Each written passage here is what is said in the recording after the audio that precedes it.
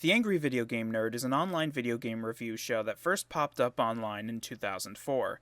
The series started out mostly as a joke, being nothing more than a guy spouting hyperbolic insults at two games from the NES era that he thought were bad. While the series was only supposed to consist of these two no-budget, made-on-a-whim videos, encouragement from his friends led the creator of the videos, James Rolfe, to produce more, leading to a surge in online popularity and turning his persona of the angry video game nerd into an internet icon. And this has persisted to the point where more than 2 decades since those original videos, the series is still ongoing to this day, while still, for the most part, managing to maintain that classic style. And it kinda makes you think, doesn't it? You know, one of the big selling points of the internet in its early years was the creative freedom it provided. This brave new world where anyone at all, could make content, could create what they want, and put it somewhere where everyone had the chance of seeing it. Take YouTube, for instance. Back in the day, before it became this massive corporation that everybody complains about every chance they get, there was some novelty in this massive platform where people could upload videos of whatever they could think of. I don't know, maybe it's just me, but there's something about looking at some of the earliest YouTube videos that people remember, because there's this odd sense of innocence to them. Of course, you've got plenty that are just a re-uploaded news clip that someone thought was funny, but you've got stuff that are just people being themselves, doing what they wanted. They're not trying to appeal to some algorithm, they're not going on about whoever's getting cancelled that week. They're just doing what they want, and there's some charm to that. What I find interesting, though, is seeing how our modern YouTube culture was cultivated by its early years. The video game scene is one of many examples. Nowadays, we've got dozens upon dozens of people who have made careers talking about video games, be it just simple reviews to more in-depth conversations. But the question remains, how did this massive genre of online video get its start? What were the key factors that led to it being as big of a thing as it is today? Now, of course, there are plenty of contributing factors that people would immediately think of. The aforementioned nerds, screw attack, zero punctuation, and a bunch more. But amongst the catalog of those early video game-centered internet shows, there seems to be one fairly significant series that, aside from 1 or 2 videos discussing it, has been essentially forgotten by the internet. I am of course referring to a humble little show that went by the simple title of GameLife. From a basic perspective, GameLife was a very simple idea, a group of people that reviewed video games. I know, it's not exactly a very highbrow concept, but phrasing it like that makes GameLife seem like a footnote not worth the discussion, rather than something that should be remembered. But why is GameLife a show that essentially no one remembers? Well, what makes talking about it so difficult is the fact that a good chunk of the conversation revolving around it has been basically scrubbed clean off the internet. This isn't only due to the fact that the show really stopped being relevant almost 2 decades ago, but also from a more basic angle, the show's actual title, like the simplicity of it, makes it kinda difficult to actually find on YouTube or anywhere else for that matter. Although, really, another question to ask here is, does GameLife even deserve to be remembered? And if so, why? Well, the fact of the matter is that GameLife is, oddly, a much deeper rabbit hole than you might initially think, because what originally started as a fun project made on a random afternoon suddenly morphed into an odd series of events that, for a while, seemed to have quite a hold on the gaming world. But while figuring out the story of GameLife can be a simple case of a few Google searches, it's when you really delve into the nitty-gritty that you get something worth discussing so many years later, which is what we're here to do today. So let me tell you the tale of 3 friends from Boston who got their 15 minutes of fame, and the people they dragged along with them. Let's take a look at the largely forgotten story of GameLife. Now, I think it's important that we get into the mindset about what video game discussion was like at the time, because saying that there was absolutely nothing would be totally untrue. But you see, the difference between what we have now and what was available back then was the kind of people who made this type of content. The early 2000s was a time when actual video game coverage of any kind was done by the big guys, corporations with teams behind them, stuff like Nintendo Power, the PlayStation Magazine, Electronic Gaming Monthly, that sort of thing. You turn on the TV and you got channels like G4 and their programs on gaming news and all that. And even just going by the online space, sites like IGN and Kotaku were already established. There was no shortage of ways to get the latest gaming news, that's what matters here. However, the point I'm trying to make is that it was all done by people with actual budgets and teams, people with experience in the field who knew what they were doing. With the increasing popularity of the internet though, along with the fact that it was becoming more and more accessible, the ability to be seen by a large group of people suddenly became a lot more viable. As a result, those who had less familiarity in the field of professional game coverage began to realize, hey, maybe I could give this kind of thing a shot. Now, of course, anything made by independent creators at this time couldn't hope to rival the big stuff like G4, so that meant they needed to find some other way to stand out. This is where you get stuff like Consolvania, Classic Game Room, and of course the Angry Video Game Nerd, projects which are kind of built off of the fact that they're made by one or a few people. They were online series talking about video games that, while lacking the high production value of something like, say, X-Play, still have their own way of getting the viewer's attention, be it vulgar rants, satirical skits, or otherwise. And that's essentially where GameLife stood, a homemade video game show in that same vein that was unapologetically amateurish. But there's only so much I can really say about GameLife without getting into the actual content, and there's actually a fair amount to go through. The problem with that, though, is that just talking about GameLife is a lot different than actually watching GameLife. So that leaves us with no choice but to go ahead and take a look at the very first episode. Hi, welcome to the premiere episode of GameLife, the show where you can get your daily dose of gaming goodness. I'm your host, Andrew Rosenblum, alongside my partner, Alex Lazar. Today on the show, we have a whole slew of Nintendo content to get to, including DS games and some NES classics, too. Ah, boy, here we go. Yeah, this video ain't super great. So this premiere episode, which is 45 minutes long, mind you, stars our two hosts, Andrew Rosenblum and Alex Lazarb. The video is made up mostly of video game reviews, with the two mostly going over relatively recent games at the time. They don't have any kind of capture card or way of recording gameplays, so their best method of showing said gameplay is by holding the camera up to the screen and hoping for the best. Sometimes you can see what they're playing, most of the time you can't. It's really the worst when they try to show off handheld footage. At its best, there's this horrible glare. At its worst, you may as well just be looking at a blank screen. Our two hosts for this video frequently mumble, stutter, and trip over their own words. It's clear they don't have a script or anything to go off of, so they're just kind of making things up as they go along. In fact, I wouldn't be surprised if they did most of these in one take. Now, them just improvising as they go along wouldn't necessarily be a bad thing in itself, but it kind of comes off as shallow when you're trying to credit these as an in-depth analysis, and the best you can do is this. It's very colorful, and the graphics are pretty good for the DS console. And, yeah, so... The camera work is somehow atrocious. It appears that our guys here don't have a tripod or just anything to stick the camera on, so the whole video is this awkward shaky cam. The cameraman likes to zoom in and out a lot, so there's a few points where we get up close and personal with our hosts here. In between segments, they like to do these title cards straight out of Windows Movie Maker with cute blurbs referencing what they're about to talk about. Touching is good. A female as a ninja. Seizures are good. Alright, let's check out their brilliant plot synopsis on Super Mario Bros. 2. The plot of this story is to beat Wart.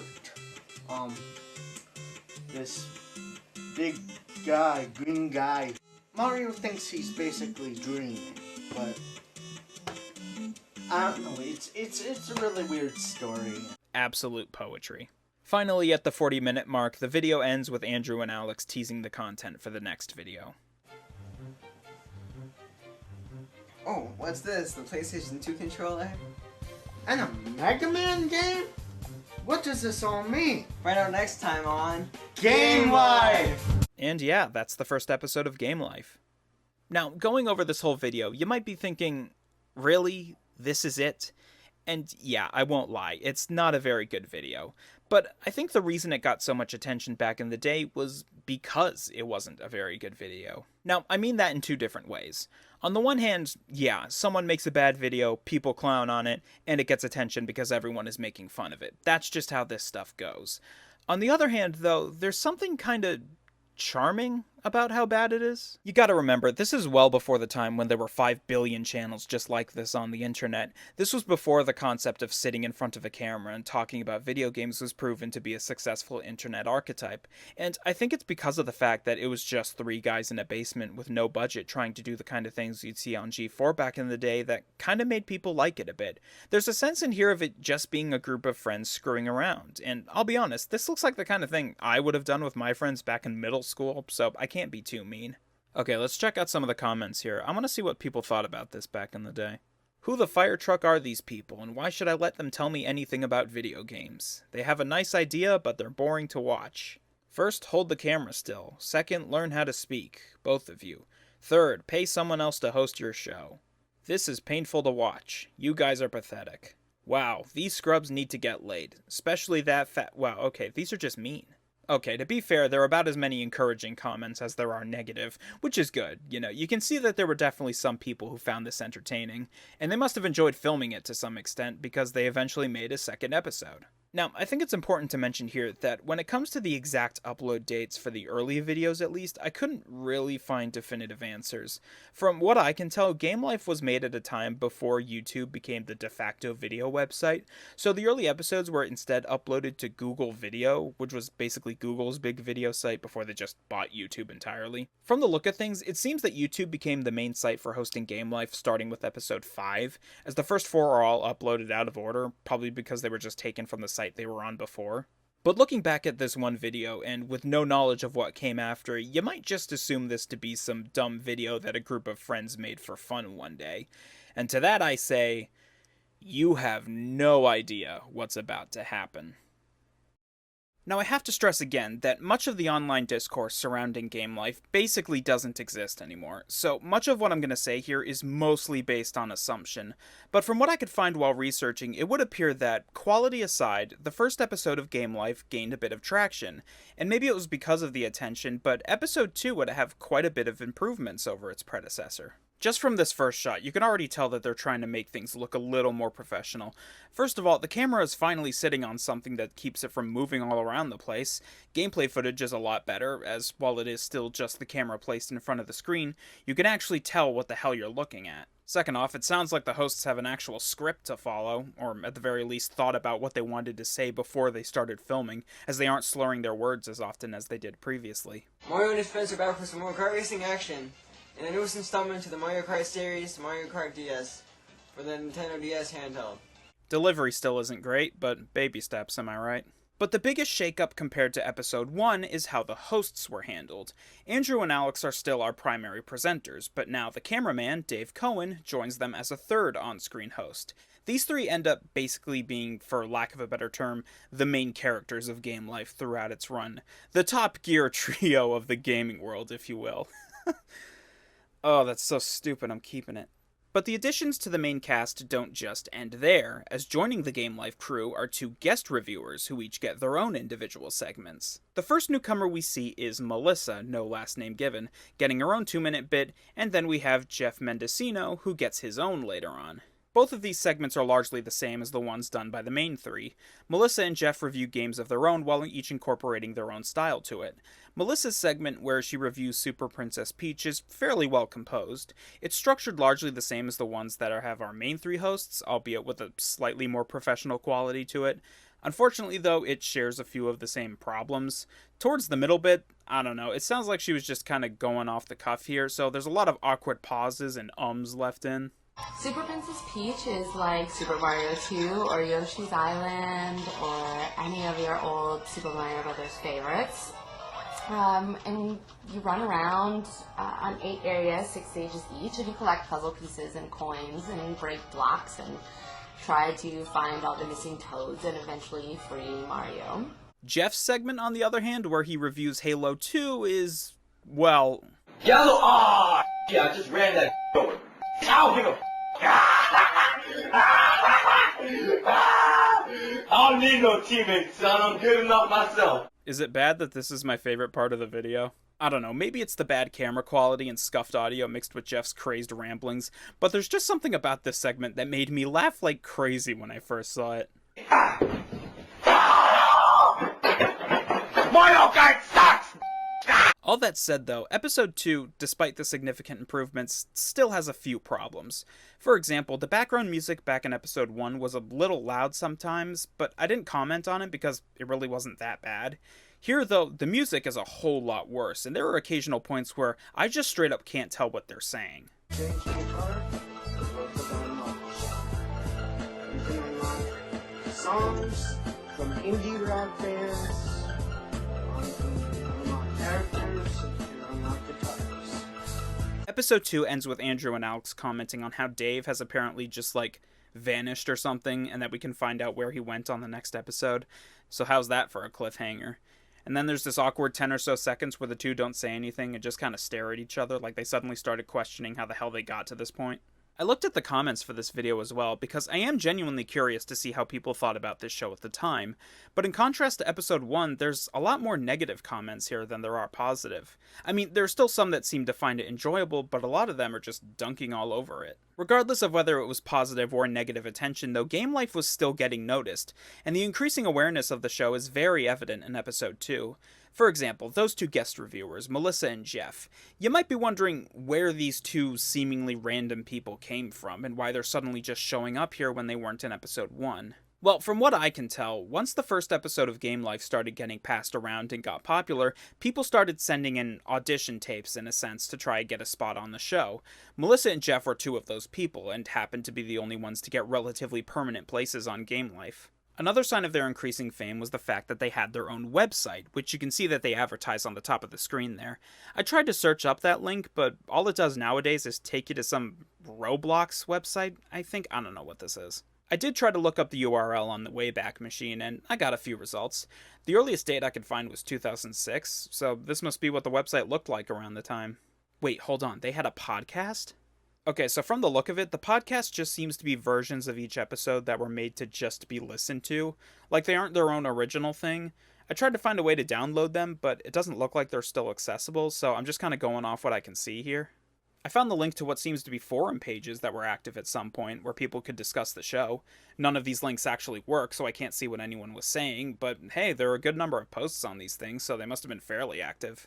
Episode 3, for the most part, doesn't have too much going for it.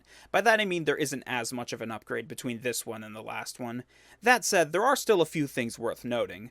For one, for this and episode 2, the hosts now use separate microphones when showing off gameplay footage, so the audio is a lot better and you can actually hear what they're saying now. The hosts largely stay the same. We still have the main three. Andrew, Alex, and Dave are down in their gamers lounge. Melissa is still here doing her own thing. Jeff is just losing his damn mind.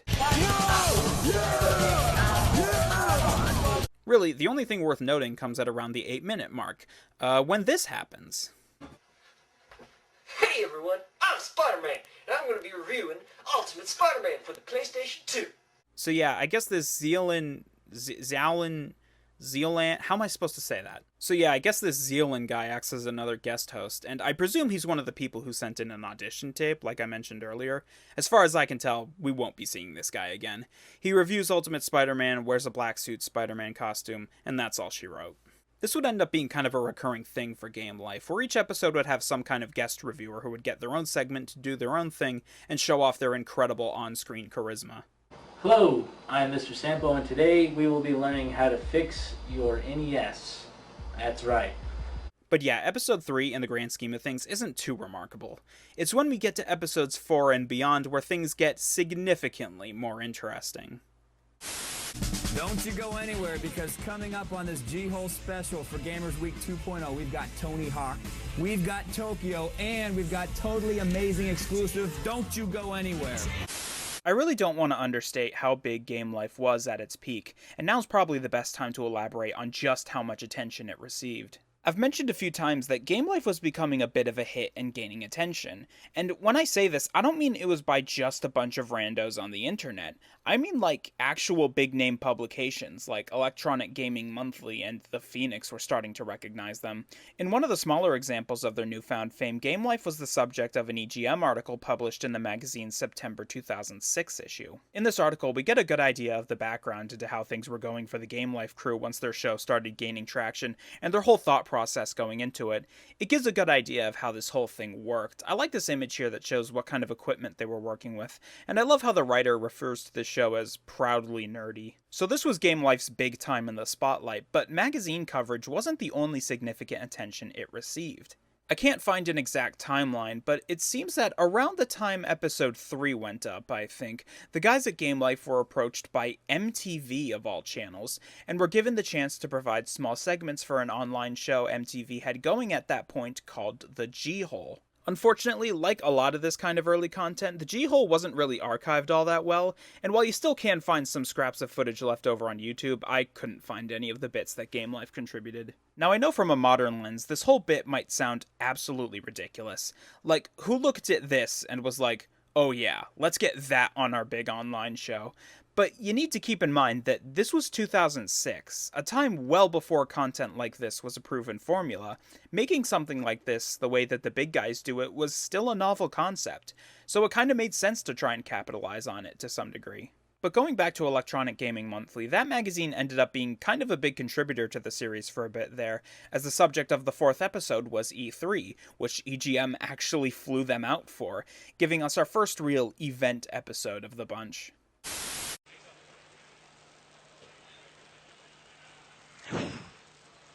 Yeah, guys, what's going on? This is Jeff Mendocino.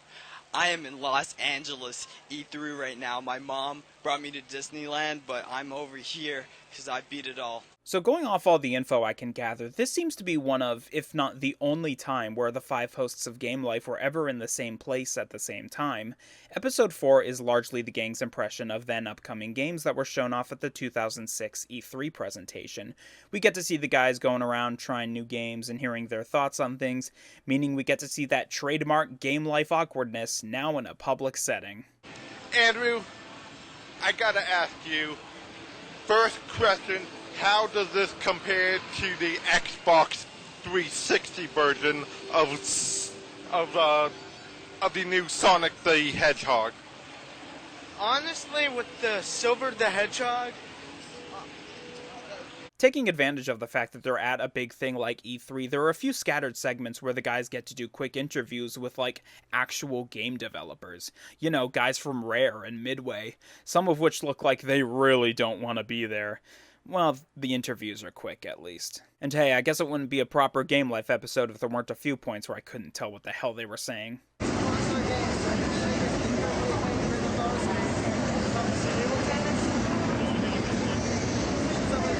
But speaking of interviews, a little bonus video you can find along with the rest of the videos was an interview by the 1UP show, where the GameLife crew were themselves the ones being interviewed. That's cool. I mean, you guys just got here today? Yeah. But you guys are filming. You guys are filming for a show, right? Right. How's that going? Are you guys stressful? Have you done any interviews? We haven't done it yet. Nothing yet? No. What's the plans though? You know, you guys gonna track down Miyamoto, pin him down? Yeah. Give him those tough questions, those tough GameLife questions? Ready. Yeah. Small side note, something weird I noticed is that the episode of the guys at E3 is titled as episode 4.1, so I don't know if there's another episode 4 that got lost at some point, or if this is just the regular episode 4 that they decided to give a decimal point to for some reason. Episode 4 is, in my opinion, one of the more interesting videos out of the whole catalog, not just from a retrospective angle where it's interesting to see footage of games that are almost 2 decades old, back before they were even released. That's always intriguing to me, but really because it's kind of neat to see the whole GameLife crew in the same space for once. Even if it's brief, there's kind of a cute sense of camaraderie here between the entire group that largely isn't present in the regular episodes. I don't know, just something I noticed. Episode 5 goes back to the usual format, so not a huge amount to say here. This is another one where the improvement in quality is quite noticeable, at least for me. You know, as someone who does all his own editing, you start to notice this stuff. This might sound weird, but episodes 4 and 5 really made me like Dave as one of the main hosts. I mean, let's be clear here, his presentation skills are about on par with the others, but the guy just has this charming enthusiasm to him. I don't really know how else to describe it. Sure, they may have a redesigned N-Gage, but no one really cares. Nokia, cut it. Alright, let's see what absolute insanity Jeff is up to this time. Contra is a really annoying side-scroller that can really upset you, depending on if your girlfriend broke up with you because you're on an internet show. The controls are simple: move, shoot, and jump. However, Contra is probably one of the most nerve-wracking, constantly annoying games with the lack of the Konami code, due to the lack of lives and chances you'll receive, just like my relationships. The end of the video has this odd, I want to call it a skit, where Dave gets annoyed that Andrew gave New Super Mario Bros. A 7.5 out of 10, and then this happens. And you know what? That's fine, but I got 2 words for you. I quit. wow. That was unexpected. Now, on the surface, this seems like just a fun little bit they decided to throw in at the end there, but if you dig a little deeper, it seems like there's a dose of reality sprinkled into it, and to explain what I mean, we kinda need to take a step back for a moment. Okay, so if you're watching this video at all, then there's a good chance you're familiar with the Down the Rabbit Hole video on the exact same topic, because it really is the only comprehensive video on YouTube that's discussed GameLife before. And the reason I bring this up is because the dude behind Down the Rabbit Hole actually did an interview with Jeff Mendocino, of all people, and this proved to be a pretty helpful interview when I was doing research for this whole thing, because it really helps elucidate how things were going from the perspective of someone who was actively involved. And from this interview, we learned that things at this stage weren't super fantastic behind the scenes. I remember at E3, Andrew unfortunately would get like pretty agitated with Dave, and as time went on, it actually ended up being kind of a real thing, to the point that like Dave leaving, like quote unquote leaving the show, was actually not it. At that point, they kind of made up. And it was just like the WWE sort of like, I'm leaving and blah blah blah and all that stuff, right? But when he ended up in the intro to episode 6, we see that Dave has made his grand GameLife return in an oversized skit with all the awkwardness you've come to expect by now. Let me explain why I'm back. I'm back not for you. You're not for you. The fans. Sorry for the fans. Melissa's segment in this same episode mixes things up a bit, where in between reviewing the game, she shows how to make Mario-themed cupcakes. Not much to say other than, yeah, they look good. I want one. Okay, shut up. Everybody, shut up. It's time for another Jeff Mendocino segment. Mega Man Battle Network 6 is an ongoing RPG series made just for kids, even though a bunch of pedophile porn websites like Star69 exist for it. Ever since the third game, there's always been 2 versions of the game, each with varying differences. The story is very homosexual, gay-like, just like the whole Mega Man community. I find it interesting that, despite how much more competent the series is by now, it still hasn't moved on to using capture cards for recording gameplay. On the one hand, I don't know, maybe they just couldn't afford one. On the other hand, though, I kind of prefer it this way. It kind of adds to that homemade vibe a lot of these videos have, you know what I mean? The end of episode 6 has a special guest in the form of a guy from EGM, who happens to be the writer for that magazine article we looked at earlier. He says exactly 6 words in the whole thing and makes the others look really uncomfortable. Honestly, not much to say about the following few episodes of GameLife. Things are pretty by the numbers for the most part, not to say there aren't a few things worth pointing out. Episode 7 would, curiously, be the first episode since the first not to include Melissa in any capacity. On a related note, this would also be the final episode to include Jeff as a host. He draws something inappropriate at Disney Quest and gets kicked out. That's certainly a way to go. I poke fun at it, but there is kind of a sad element to this part of the story, if we can go back to that interview for a second. Basically, what had happened was that I missed a month of GameLife because I was dealing with a number of personal things. I was like overwhelmed with volunteer work excuse me. I was overwhelmed with volunteer work at one of my mom's nonprofit organizations and stuff like that. And I just really didn't have time, and if I didn't have inspiration to make an episode, it was actually like, it was really hard. It was kind of like, I want to have fun thing. Unfortunately, I do remember Andrew did not take that too lightly, and words were exchanged, one thing led to another, and I ended up just being like, I can't do this anymore. I gotta focus on my studies and stuff like that. There's a sense in these later episodes of GameLife trying to be more than it is. That's really the best way I can describe it. Like, it's trying to be more than just a show about guys who review video games in their basement. Now, there's nothing wrong with this kind of ambition, but it does kind of create some interesting stories surrounding GameLife. For instance, one of the more well-known aspects of GameLife was the fact that they apparently turned down a collaboration with Screw Attack at the time, as Screw Attack was apparently not big enough for them. And if you look at a couple comments on some of these videos, I think doing that really ticked someone at Screw Attack off. Like, they had a bone to pick with these guys. Whereas he stated that we reached out to them as we auditioned for GameLife, which was not what happened. We actually reached out to them saying, hey, would you like to be on Screw Attack? And they turned us down so fast. It was like, you are not big enough for us. And that is one thing that he did get correct in the video was GameLife told us that Screw Attack was not big enough for GameLife. And it was like, oh, really? Oh, really?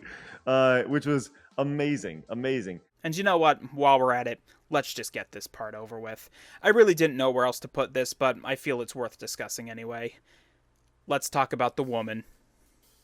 Melissa is a very interesting component to this whole puzzle because out of the 5 main hosts, she's really the one we know the least about, but it goes a bit beyond that. The YouTube channel that still has all the GameLife episodes on it is, I presume, owned by Melissa herself. I say this not only because the actual name of the channel is GameLife Melissa, but also because there are a few bonus videos on the channel that specifically focus on her. One is this outtake that someone must have uploaded for whatever reason. The other is this weird mock expose on her, quote, allegedly sordid past. I'm here with industry analyst Alexis, discussing the scandals surrounding GameLife. Alexis, how do you feel about the controversy surrounding GameLife and tarnishing their image, and ultimately the gaming industry as a whole? It's horrible. People are shocked. Now, if I had to guess, I think part of the reason why this video even exists was to poke fun of the actual controversy Melissa was getting at this point, although I'm putting controversy in massive quotes there. From everything I've been able to divulge, there was this image going around of Melissa with some other guy people assumed to be her boyfriend.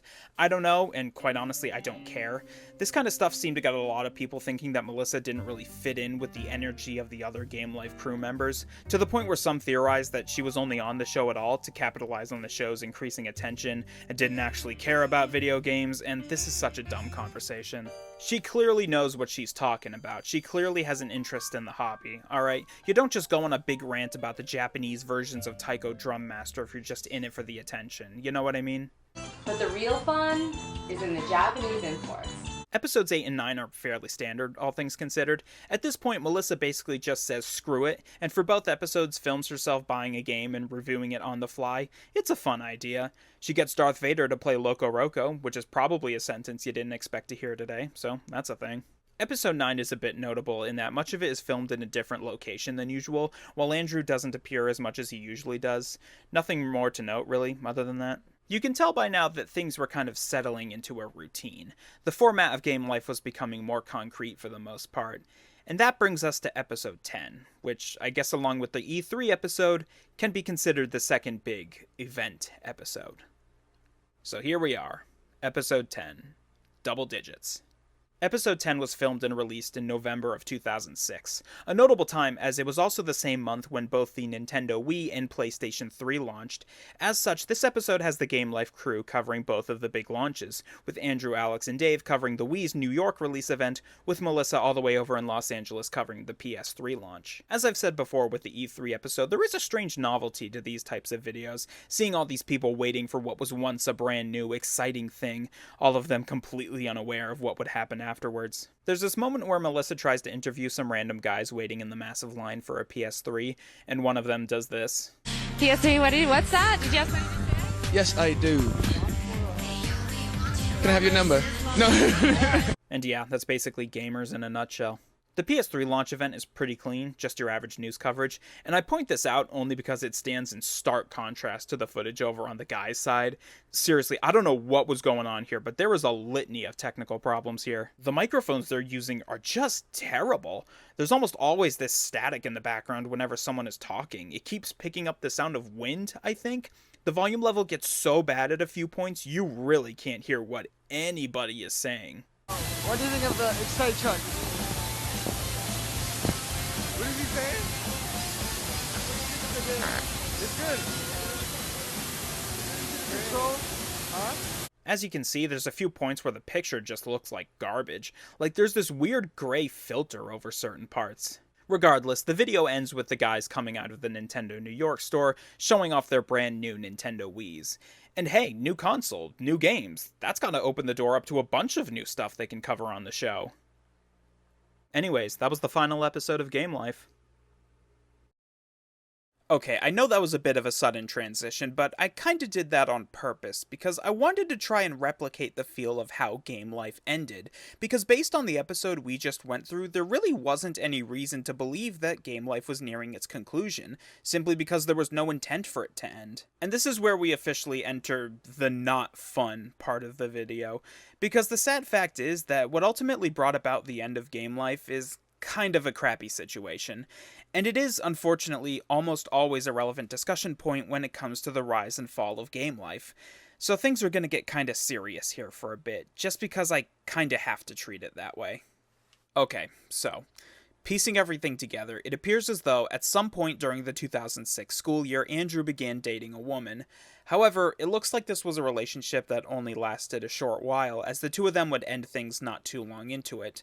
Andrew, who was likely the dumpee, apparently didn't take the breakup too well and would begin harassing the poor girl over social media, for a good few months at that. This included sending threatening emails, one of which was this little gem. Quote, "I'm gonna bring a gun to your school and kill you and Kay and everybody you love. It's gonna be VT all over again. Seriously, I'm just that demented. Killing people can change people's lives forever. The best is in the end when I pull the trigger on myself too."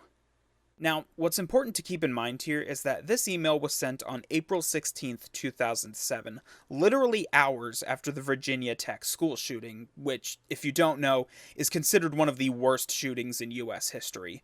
So aside from the fact that this is just a terrible thing to say to someone on its own, it's coming right after a pretty serious tragedy that's already got everyone on edge. Pretty soon after this, the girl, rightfully concerned, informed the local police about the email, and Andrew was arrested the next morning.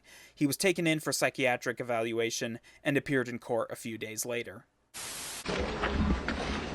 Arriving at Roxbury District Court this morning after spending the last 2 days undergoing psychiatric evaluation at Newton Wellesley Hospital, Andrew Rosenblum pleaded not guilty to 3 counts of threatening to commit a crime. Mr. Rosenblum threatened to bring a gun to the school to kill one of the individuals as well as the other and everyone that they love.